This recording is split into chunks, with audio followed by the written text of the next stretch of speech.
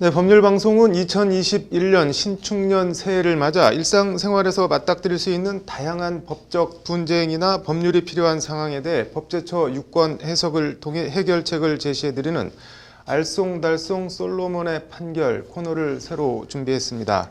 법제처와 법률방송이 전해드리는 일상생활 속 법률 솔루션이 시청자 여러분께 많은 도움이 됐으면 하는 바람입니다.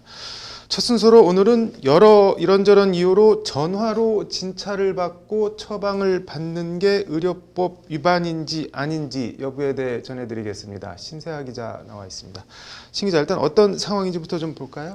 네, 이번 사례는 몸이 크게 불편하거나 아파서 거동하기가 힘들 때 네. 이럴 때 이제 아는 의사가 있으면 네. 병원에 안 가고 이제 전화로 진찰을 받아서 이제 의사가 처방전을 발급을 해주면 네. 가족 등이 이제 이 처방전을 받아서 약을 사오면 되지 않을까 하는 생각을 한 번쯤 해보셨을 것 같은데요. 네. 이제 실제로 이런 사건이 있었습니다. 네. 이제 의사인 허모 씨는 자신이 운영하는 병원에서 네. 이제 환자였던 김모 씨를 진찰을 하고 있었는데 네. 이제 김 씨가 이 의사 허 씨에게 이제 네. 한 부탁을 하게 됩니다. 네. 이제 내 친구 중에 이제 이모 씨라는 사람이 있는데 네. 이제 친구가 이제 몸이 불편한데 또 거리가 너무 멀어서 이제 병원에 올 수가 없다. 네. 그래서 전화로 진찰을 좀 해주고 처방전을 발급해 주시면 안 되냐 이런 부탁을 하게 됩니다. 네. 네, 이에 의사인 허 씨는 네. 이제 친구였던 그 이 씨와 전화 통화를 하고서 이제 네. 이 씨의 이름, 그다음에 주민등록번호, 이제 기존 질환 여부 등을 확인한 후에 네. 이제 전문 의약품을 처방한 처방전을 작성을 해서 교부를 했습니다. 지금 이런 네. 상황입니다.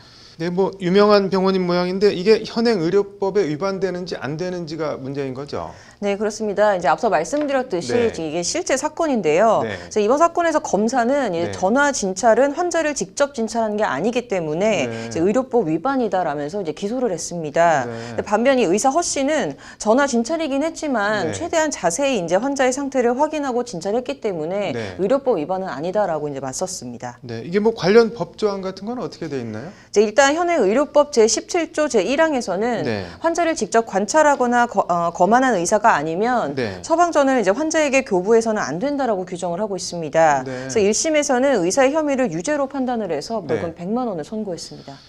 그런데 정말 아파서 예를 들자면 꼼짝도 못할 상황인 수도 있고 특별한 경우가 있을 수도 있지 않나요? 네, 그래서 이 관련 법은 네. 특정한 경우에 예를 네. 들어서 교통이 아주 안 좋다거나 네. 같은 섬 같은 좀 네. 겨고지의 환자가 있다든가 하는 네. 이제 예외적인 경우에는 네. 이른바 이제 원격 진료를 인정을 하고 있습니다. 네. 근데 다만 이 원격 진료 경우에도 좀 실질적인 진찰이 이루어져야 하는데요. 네. 관련해서 이 사건에서 이제 2심은 1심의 의료법 유죄를 깨고 무죄를 선고했습니다. 네. 그래서 2심은 이제 의사가 환자에게 전화로 네. 이름이나 기존 질환, 증상 등을 상세히 전해 듣고 처방전을 작성했다고 진술한 점, 그리고 환자와 의사가 2번 이상 통화를 했고 네. 또 약 배송 전에도 통화를 했다고 진술한 점을 들어서 이제 무죄를 선고했는데요. 네. 의사는 처방전을 작성하기 전에 전화로 진찰하는 방법으로 직접 환자를 진찰한 것으로 보인다라는 게 2심의 판시입니다. 대법원 판단은 어떻게 나왔나요? 이제 대법원은 의료법 무죄를 선고했던 이 2심 판결을 깨고 다시 유죄 취지로 파기환송을 했는데요. 네.